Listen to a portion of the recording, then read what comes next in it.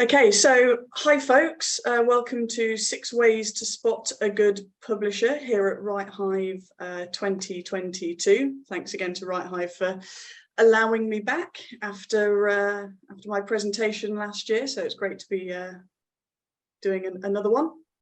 So, as I just mentioned, this is the 6 Ways to Spot a Good Publisher presentation. So first of all, who am I?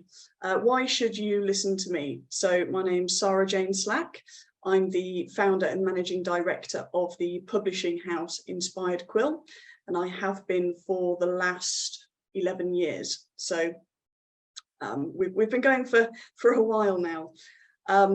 Inspired Quill isn't actually my day job. I'm also a digital marketer by trade, so focusing on SEO, CM, UX, and all of those other lovely jargon letter jumbles, and I've been doing that for about 10 years. So in terms of this presentation, what's it all about? So the things we'll be going through today are the different types of publishing houses, why it's important to find a good fit even before you start querying your work. We'll then get into the sort of meat and potatoes, if you like, of the presentation, which is the 6 ways to find a good fit for your work. And then we'll round it off with how to get started. So I've got a couple of resources for you, and that would also be your chance to ask any questions in the chat, and I will answer them as best I can. So,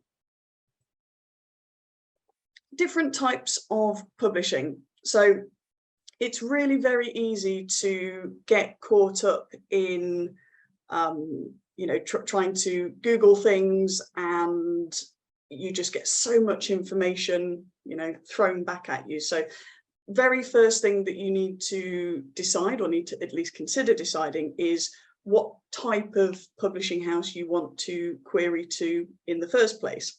So I've put self-publishing up here, because I'm of the opinion, even though I run a publishing house, that self-publishing is fantastic for a great swathe of people. It's not for everyone, but it's a completely 100% legitimate way of getting your book published. And if anyone tells you differently, quite frankly, they're wrong. So I've just kind of popped that in there because, some folks do decide to set up their own company as part of that process. So the other 3 primary main, if you like, types of publishing are a vanity press. So this is where you pay a company to publish your book. Sometimes they will offer packages. So we will do your editing and your cover and your formatting, and then, make a print run of 2,000, and then the rest is your business kind of thing. So vanity press is where you effectively pay someone else to publish your work. A hybrid press is where you partially pay. So it could be that you pay a stipend towards things like, the cover design, the formatting, print runs, etc. And you then also get paid royalties. So here, the financing kind of goes in both directions. And then you have traditional publishing. So this is, the likes of Penguin and Hachette and Simon & Schuster and the others, and also publishers like Inspired Quill. We're classed as a traditional publisher. So these publishers follow what's called the golden rule, which is that money always flows from the publisher to the author, whether that's advances or royalties or both. So a traditional publisher will never or should never ask you to pay for anything based on their publication model. Now, the other thing it's really important to mention is that the above types of publishers, vanity, hybrid, traditional, this denotes the publishing model, not the operational size. So just as an example there, I just mentioned in the same breath that Inspired Quill and Penguin are both traditional publishers, obviously with very, very different size of companies, finances, scopes, etc. But the publishing model is the same. Cool. So that's the different types of publishing. So why is a good fit important? So first of all, you can avoid bad or shady practices. So understanding what the red flags are for different publishers is absolutely key. As I mentioned earlier, there's a lot of information out there that can be completely overwhelming. So this is a good way of helping you to protect yourself. The other important thing to mention is that a good publisher won't always be a good fit for you. So what do I mean by that? So you might find one of the best publishers in the world, but they don't work with your genre. And therefore, actually, they're not going to be a good fit for you because they don't have those processes in place to be able to fully market children's books, for example, or poetry, or they really focus on literary fiction and you have a steampunk novel. The thing to remember is that because self-publishing is a legitimate way of getting your books out there, publishers need to add value. What that means to you will differ from author to author, but that's the core of what we need to do. We need to earn our salt effectively. The other reason why a good fit is important is the best results come from a collaborative effort with everyone playing to their strengths and weaknesses. So I've seen this time and time and time again at Inspired Quill and much further afield, in that if you have a really strong collaborative environment with your publisher, your books do better. That's just kind of how it works.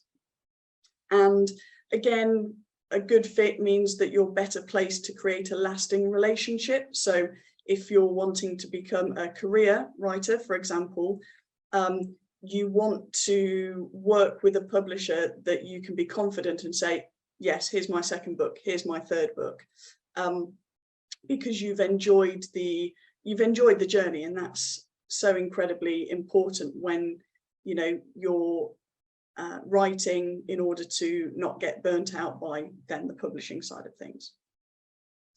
So why do we want to take a look at these before you even start querying? So first and foremost, it saves everyone time up front. It saves the publisher's time up front, it saves your time up front, and it's just more efficient in that way. Publishers, including Inspired Quill, often want to know why you chose to submit your work to them. So doing your homework beforehand gives you an easy, immediate response to that awkward question, we love your book, but why did you choose us? And it can also save a lot of headaches going through a process, so the publishing process, that's usually around a year long, give or take. So here at IQ, the publishing process is slightly longer than that. At some other places, it can be much shorter. I've seen turnarounds, 4 to 6 months.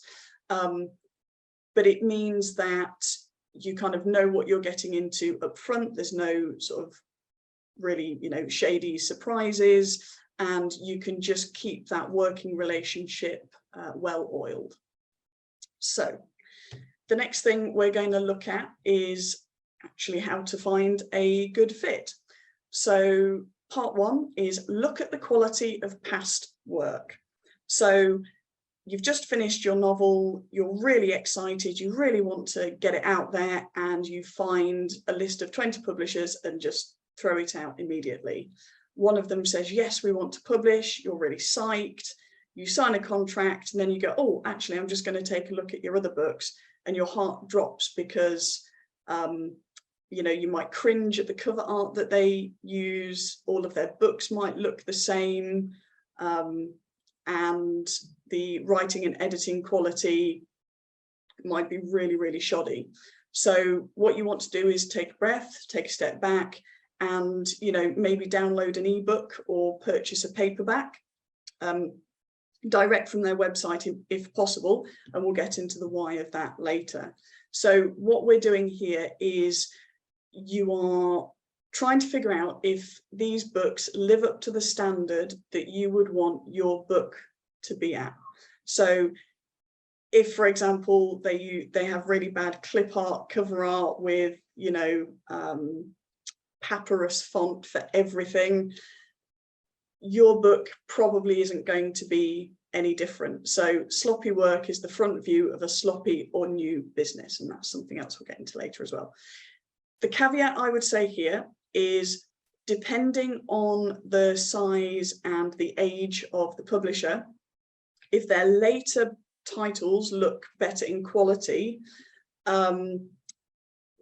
that could actually be quite a positive, because it shows a willingness to progress and grow, and to, you know, improve what they're offering. But effectively, you want your book to be a good product at the end of it, and there's absolutely no better way of doing that than buying a book, downloading an ebook, etc., from the publisher that you're thinking that you might want to work with. So the second part of this is to check out their other authors. So do you recognize any of them, for example? If the names don't speak for themselves, feel free to go and take a look at their personal websites and blogs. So again, poor website or social media presence might be an indicator of an apathetic publisher. So this isn't always the case. Every author's different. So it's important to take a look at a few of the authors in their stable. But what you want to do is make sure, again, harking back to that, publishers need to add value. So if all of the authors don't have any social media, their websites are really bad, you can kind of start getting a feel for how much support the publisher gives them. Not every author wants to deal with, you know, setting up a really great website or being consistent on social media, even if the publisher does want to help them, but it's usually a fairly good indicator. The other way of checking out other authors and using them as a kind of benchmark is to get in touch and ask how they found their experience with, I've just put ABC Publishing here. So if you find a publisher that you're really keen on, it ticks all the boxes, feel free to send an email out to the authors. Obviously, don't be you know, too insistent if you don't get an email back for whatever reason. But you know, feel free to reach out and ask about their experience, because at the end of the day, they're the ones who have gone through the process, you know, front to back, and they should be able to give you a very clear indication of the pros and cons. Because even with Inspired Quill, for example, you know, there are always going to be positives and negative strengths and weaknesses for any publisher, and you just need to make sure that that they align. So part 3 then, rattling through this quite quickly, is, does the publisher have a solid website? So I don't know whether this is me with my digital marketing hat on, but there are only so many times that I can look at a blog or a website with, you know, dodgy graphics that still have the Shutterstock watermark on and poorly chosen information pages, and just absolutely despair. So a couple of things that you can check out here is, do they have a proper URL? If their website is, for example, inspiredquill.wix.mysitehere.com, that could raise a few alarm bells. It generally means that they're not quite as established, and or they're not quite sure about their online presence. So, you know, maybe they've not got a great website, but they're in all of the, you know, they're stocked in all of the stores near you. Obviously, again, strengths and weaknesses. Also on the website, you've got, can you navigate to find what you're looking for? So if someone else came to the website looking for your book, would they be able to find it? Can you find relevant information about their authors and books? And can you easily buy their books? So I've spent an awful lot of time on the IQ website making sure that folks can buy directly from us, because that way the profit margins are bigger, and it's just a really great way of being able to interact with readers directly. So the thing to remember here is, for many businesses, websites ought to be seen as a shop window, and I've seen so many small publishers really up their game, especially in the last few years, with you know, COVID-19 and everything that came about with that. And it's been fantastic to see. So one thing to say is ask yourself the question, if this was an actual shop window, would I go inside to browse what they had to offer? And, you know, remembering that not every small press is going to have, you know, the financial backing of Penguin, for example. So, you know, you've got to take this with a little bit of a pinch of salt, but at the same time, the publisher has to look as though they care as well. If something's really shoddy, you can generally tell. So do they have a solid website? Would you be proud to have your book displayed on that page? So how to find a good fit part 4. So are their books widely available? So unfortunately, the Zon still rules the roost for most indie presses. But if you're anything like all of the authors IQ work with, you want your books to be as far reaching as possible. So Google a few of their titles and authors, just in case the title is, you know, more than one person has used the title, so you can actually find it. Doing that is a really great starting point, but it doesn't always tell the full story.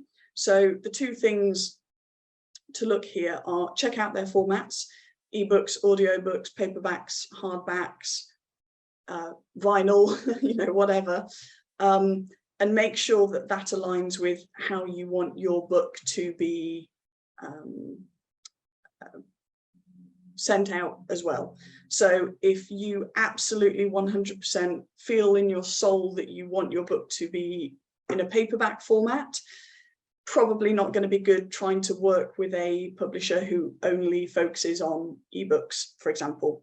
If you really want your book to be in audiobook format, check that if they've not done it already, then it's in the process of doing that, and asking these questions is something that we'll come on to a little later as well. And also, where are their books available? As I mentioned, Google a few of their titles and authors, and you should be able to see on Google where those pop up. One thing I would say here is if you Google a book that's, for example, literally just come out or is in pre-order, sometimes the SERPs, so the search engine results pages, don't populate. It's not old enough for Google to have figured out, oh, okay, this is what they're looking for. So choose one of their older titles and just see where that takes you effectively. So I've given you an example here. If I change, here we go. So Silas Morlock is one of our books, Here It Is by Quill, written by a fantastic author called Mark Cantrell. And as you can see here, I've just taken, well, technically 2 screenshots because I couldn't fit it all on one page, where you can get this book. So you can see on the left-hand side here that we've got the Zon, and then we've got Goodreads, and then the IQ website is nice and high, which is always a good thing. Google Books, Waterstones, Busca Libre, and then Mark's actual site. And then on the right hand side here, we have, again, Google Books with this pull-out, which is absolutely fantastic.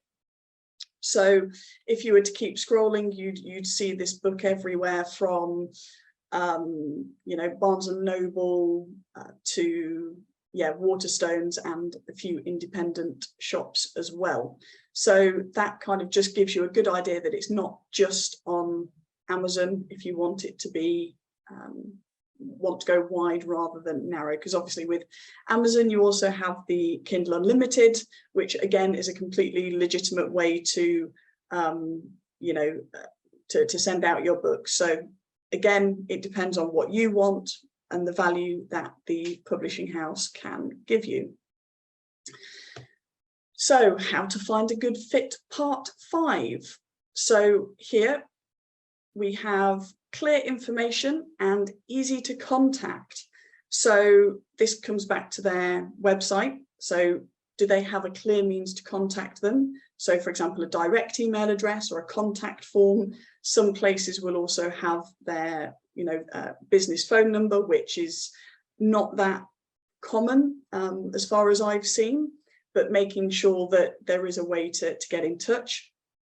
And also, is the information on their site clear and concise? Do they answer most direct questions in a non-jargon way? One thing I do want to say here is that sometimes if there's a website and it's all amazing and great and they use long words and talk around themselves, sometimes that can be a red flag, not all the time. Again, pinch of salt, this all comes with caveats. So the reason I've put this in is, transparency continues to be a massive issue for the publishing industry as a whole.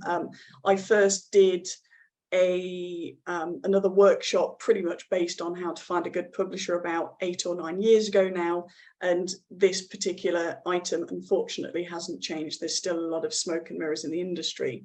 So what I would say here is, if there's no surefire way to contact them directly, it's important to be wary that they hold the reins of communication, and this might play against you if you need to call them or get in touch to find out exactly where your royalty check is, for example. We've all heard horror stories about publishers kind of going, oh, well, no, your check's in the post, and then 3 years later, still nothing. So clear information and easy to contact. It's a very, very big one. And this comes to part 5.5, which is, do they actually respond to queries? So one thing that I get a lot of here at Inspired Quill, and something that I really promote as well at IQ, is if folks have questions, to get in contact directly. So we do have a number of contact forms on the site. They come directly to my email address at Inspired Quill, so I can see them. So the sort of premise here is sending the publisher a genuine question to see how they respond. So you don't want to say, hey, are you open for submissions, or do you publish fantasy? Because that information should be readily obvious on their website, and if it's not, generally that's a sort of at least an amber flag anyway. So you don't want to ask them a question for the sake of it, because that means that it will effectively make you look as though you're not paying attention, and you're just kind of wasting their time.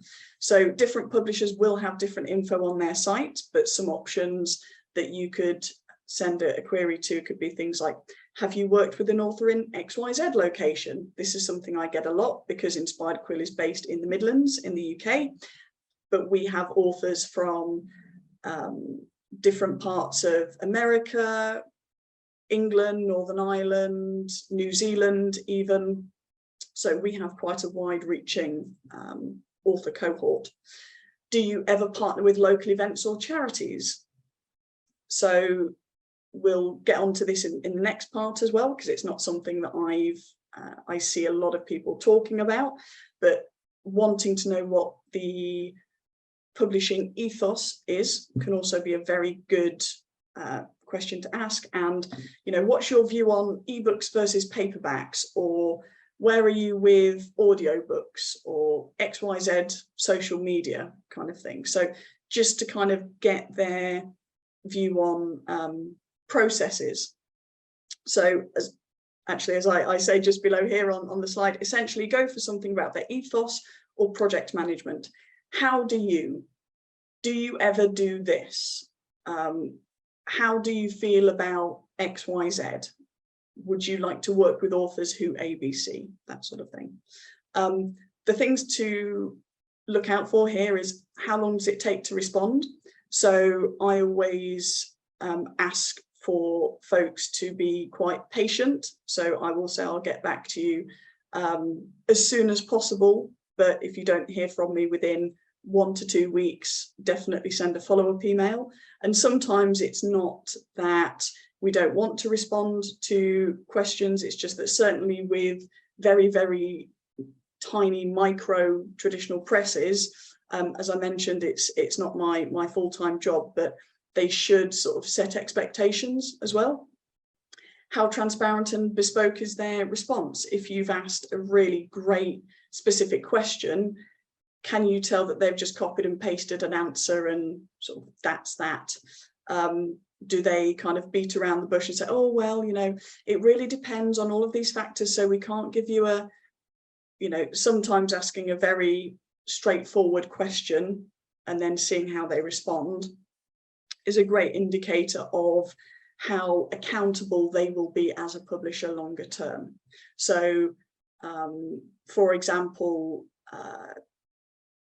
gosh, I can't think of an example now. Say Inspired Quill was late with royalty payments one time. We've never been late in the last 11 and a half years now. Royalty payments have gone out on time every time, which I'm very, very proud of. But if that was to happen once, then there's that accountability there. So yes, royalties went out 3 days late last, I don't know, November because of X, Y, and Z, but this is the process we've put in place so it doesn't happen again.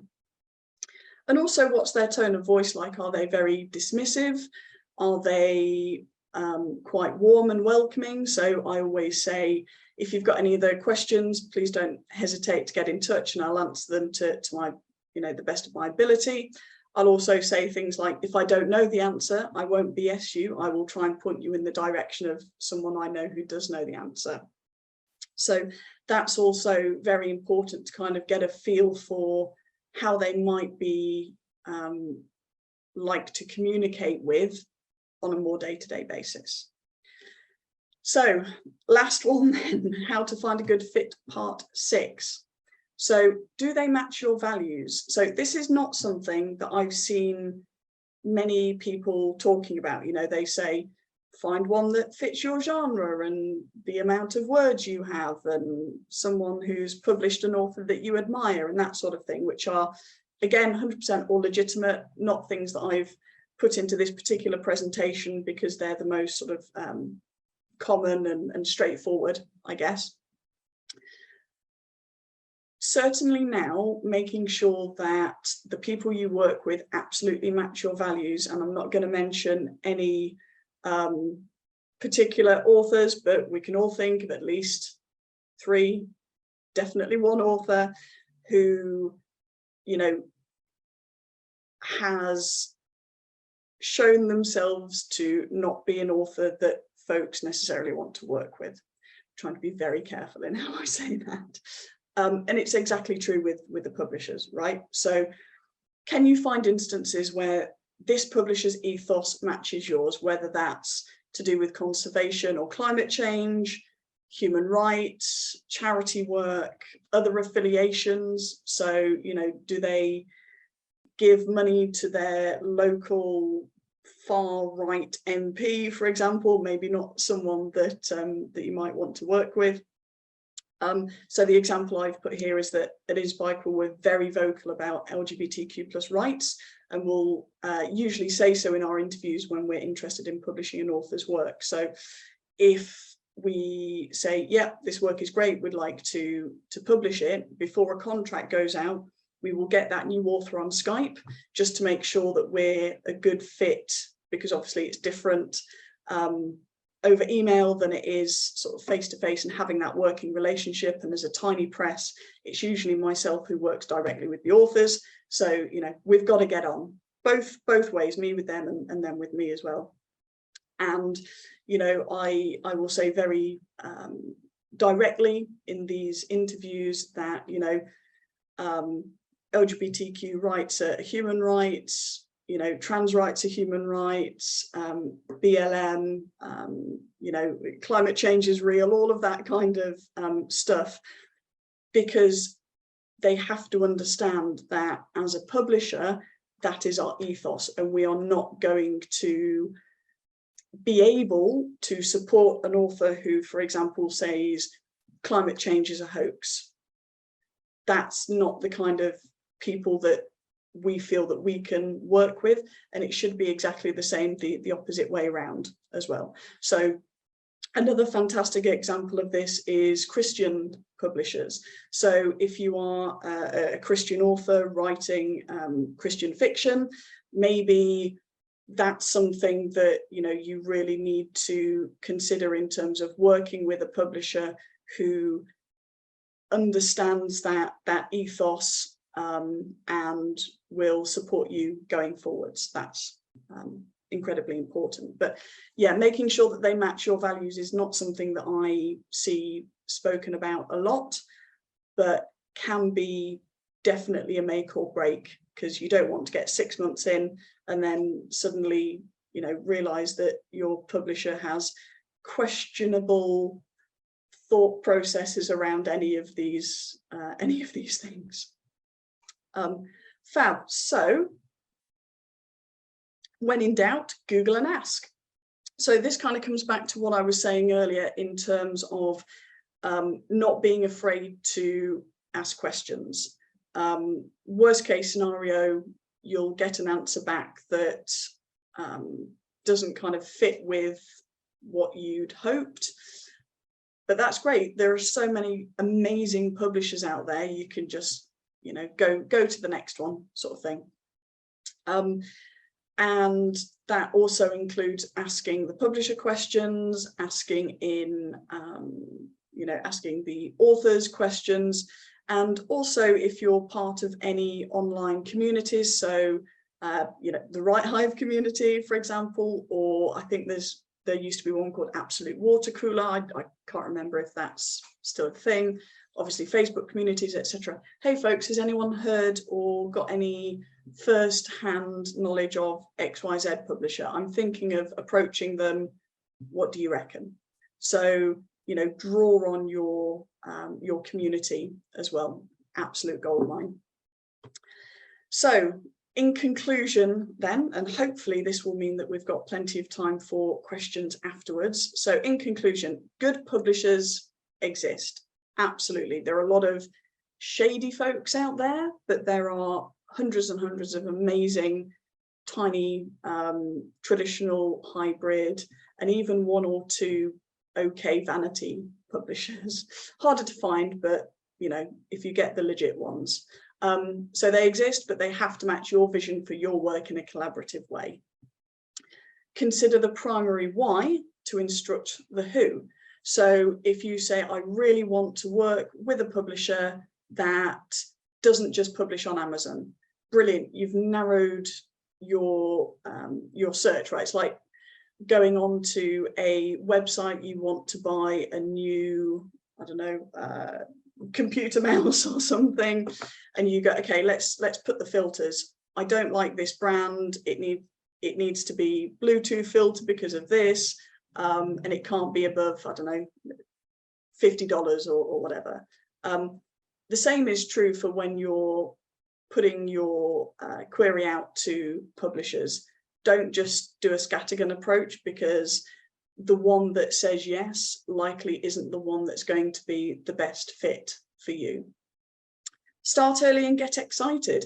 Even before you've finished your novel, if that's what really keeps you in the zone and focused, create a wish list. I see all the time different publishers online, and I kind of go, if I ever write a novel, they're definitely going to be publishers that I want to work with or consider working with first.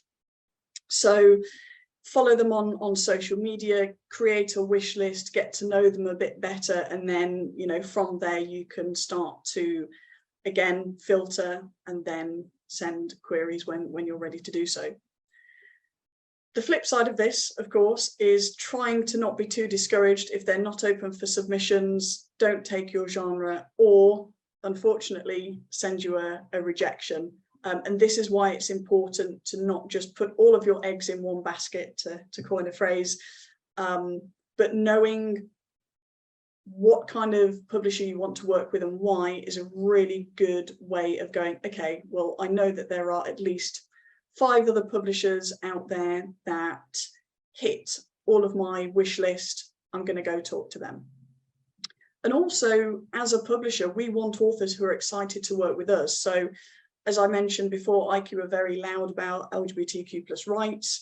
We have a pledge on the website, diversity pledge, that includes readers, authors, trying to influence the industry as a whole. We have an accessibility pledge as well. We're just about to create an eco pledge. So we get a lot of people, a lot of potential authors contacting us saying, hey, I absolutely love the fact that you are doing XYZ, you're giving money to this charity, you're donating books in this way, you're doing A, you're doing B, you're doing C.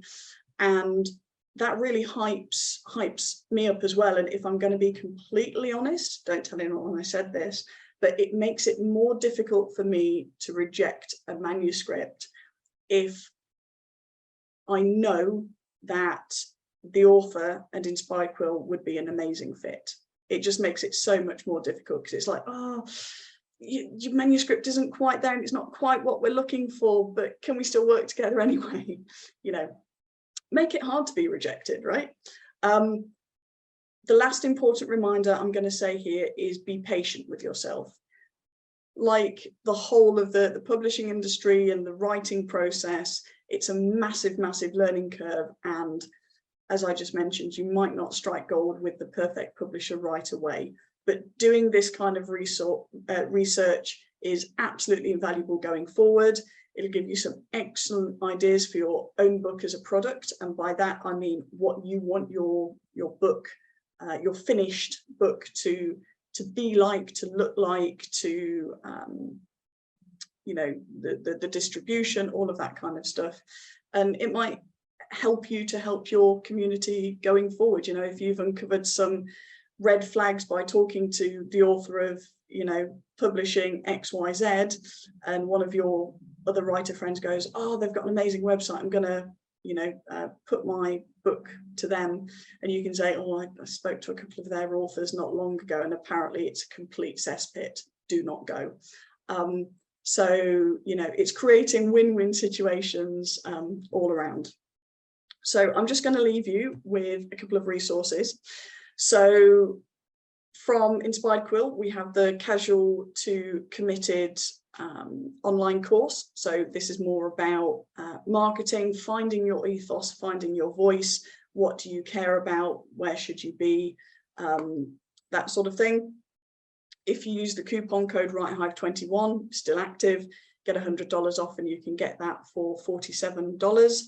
And I also do this thing where if you buy at least one book from direct from the IQ website, you can then email me with a copy of your receipt, and I'll do a 5-minute bespoke review of your author website, see if you're missing anything, if there's any low-hanging fruit.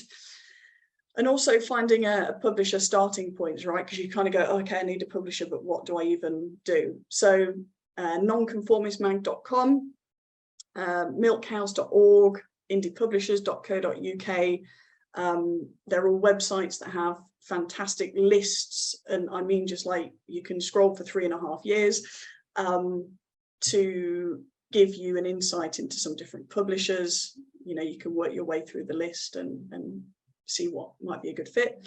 The Emislexia book as well, that's reviewed annually. Buying something like that, or for example the Writers and Artists Yearbook, is another great way of finding indie presses that you might not have come across before. I know, for example, I'm constantly finding new presses based here in the UK, and kind of going, why have I never heard of you before? You're amazing. Let me follow you on Twitter. The other thing you can do in Google, and some of you probably are already aware of this, but if you put anything in quotation marks, that means that the items that Google bring up have to have that as an exact match. So if you're, for example, looking for Inspired Quill, if you were looking for Inspired Quill sort of you know, right when we first started, so 11-12 years ago, back when we were still just a book review blog and not a publisher, it would have come up with a lot of wizarding fan sites, shall we say.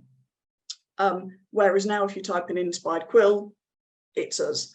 So, you know, having this, the publisher name in quotation marks or the author book name in quotation marks, it means that Google has to give you that and not variations thereof.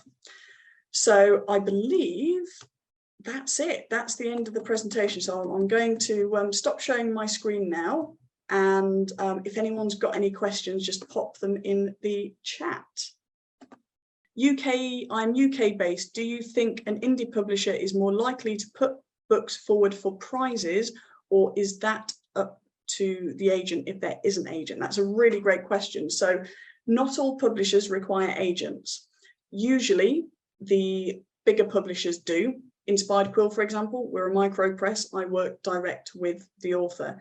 Usually it is the presses that put the books up for awards, and mileage varies. That's a really great question to ask a publisher when you're trying to filter them. So for example, at Inspired Quill, depending on the book, depending when the book's coming out, we will put it forward for certain prizes and not others. Some of the big prizes we tend to not put our books forward for. So for example, the Guardian Book Prize, because the amount you have to pay to put the books forward for these prizes, even if the book gets longlisted or shortlisted, the money coming in is not equal to the money going out. So for example, again with IQ, I always say, instead of spending £500 taking a punt at this, yes, absolutely amazing book, but you know, it's all subjective at the end of the day, I would rather spend those £500 doing a couple of blog tours and or, you know, other forms of marketing. So that's a really great question. Usually indie publishers are happy to put books forward for some of the, you know, the prizes that don't cost an arm and a leg. I write crossover near future thrillers. Do you do crossover fiction? So yes is the short answer. The slightly longer answer to that is it depends on the crossovers and whether we feel that we have enough experience within both of those markets to be able to then push the book forward. Unfortunately, Inspired Quill is currently closed for submissions. We do usually have a 1 month open submission window. Due to life, the universe and everything at the moment, that's closed until at least next year now. So, but do keep an eye on the website if you're interested.